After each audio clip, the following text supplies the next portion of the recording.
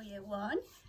Are you ready for the next part of the magic faraway tree? Because I am super excited, because last time we read our story we found out that the children and Moonface and Saucepan Man had gone up the ladders hoping to have tea with the Saucepan Man in his saucepan house. When they ended up in a strange land, the rocking land, and the rocking land rocks backwards and forwards and side to side and throws the children and the Saucepan Man all over the place. Let's find out what happens next. Chapter 16. What happened in the rocking land? The rocking land was really most annoying. No sooner did the children stand up very carefully and try to walk a few steps than the earth beneath them either fell away or tipped up or slanted sideways in a very alarming manner. Then down they all went, rolling over and over and over. The Saucepan Man made a tremendous noise, and the kettles and saucepans were battered, and the Saucepan Man almost cried. "Moonface," yelled Joe, "how can we get out of here? Don't you know?" "We can only get down by getting down that ladder that leads to the tree," shouted back Moonface, who was busy rolling down a little hill that had suddenly appeared. "Look for it all the time, or we'll never get away from here. As soon as the rocking land leaves the place where the faraway tree is, with no way of escape, we will be stuck here forever." That gave the others a shock. The thought of living in a land of bumps and jolts was not at all pleasant. They had begun to look around for the hole which they came into the rocking land through. Soon the earth began to do something very different. It heaved up and down very quickly, as if it was breathing fast. When it heaved up, it threw the children in the air. And when it heaved down, they rolled into holes and stayed there. It was dreadfully uncomfortable. "I'm getting awfully bruised," shouted Beth. "For goodness sake, let's find a place on this land where it's not so quiet.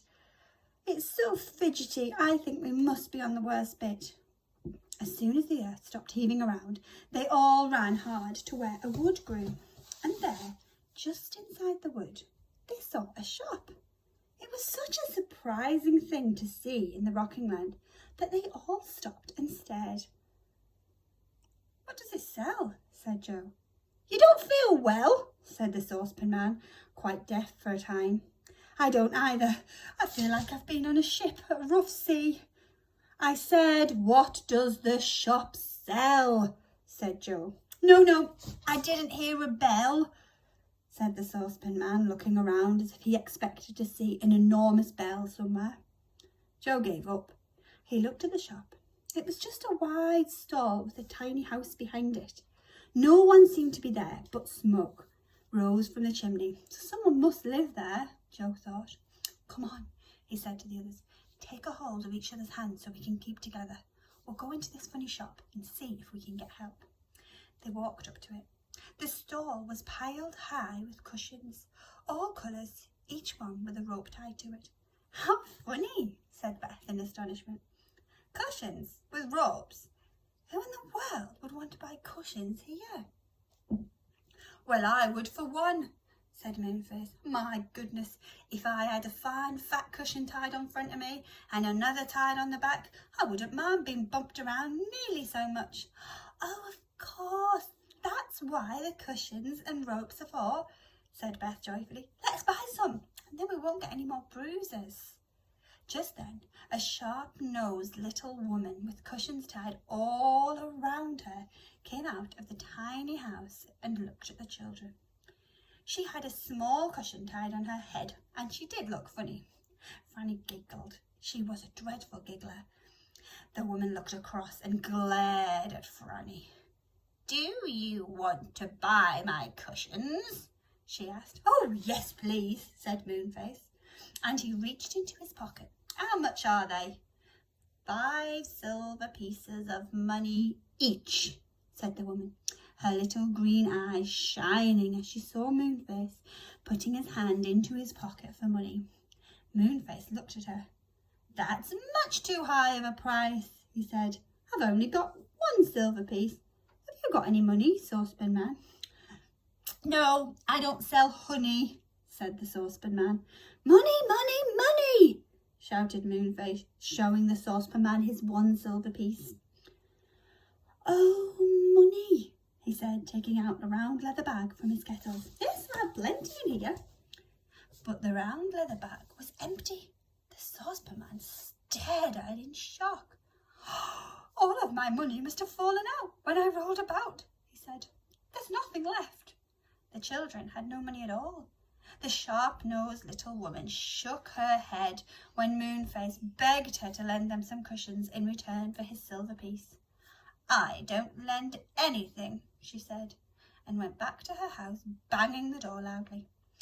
It's too bad, said Moonface, holding Joe's hand and walking off.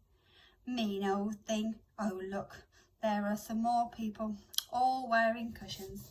Sure enough, they met plenty of odd-looking folks, wearing cushions of all colours, shapes and sizes, walking carefully around the paths. One man wore a big quilt all around him, which Beth thought was a fine idea. The rocking land is quite peaceful for a change, she said to Franny. But she spoke too soon, for even as she said these words, the earth began to heave up, first one way, then another.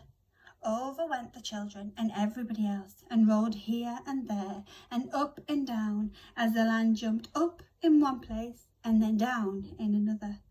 Oh, groaned the children. Wish I had a few cushions, cried Moonface, who had rolled on his nose and bent it sideways.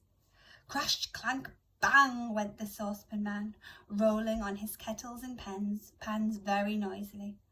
Oh, look, shrieked Beth suddenly in delight, and pointed back towards the little wood where the shop was. The earth there had risen steeply upwards, and all of the cushions were rolling towards the children. Grab them, shouted Joe. So they all caught the cushions and began to tie them firmly around them. My goodness, it did make a difference when they rolled around. It serves that mean old woman right, said the saucepan man, as he tried his hardest to put cushions around him and his saucepans. Suddenly, one of the people of the rocking land gave a frightened shout and clutched hold of a nearby tree. A strange wind blew with a low musical sound. Now what's going to happen? Cried Moonface. Get a hold of a tree!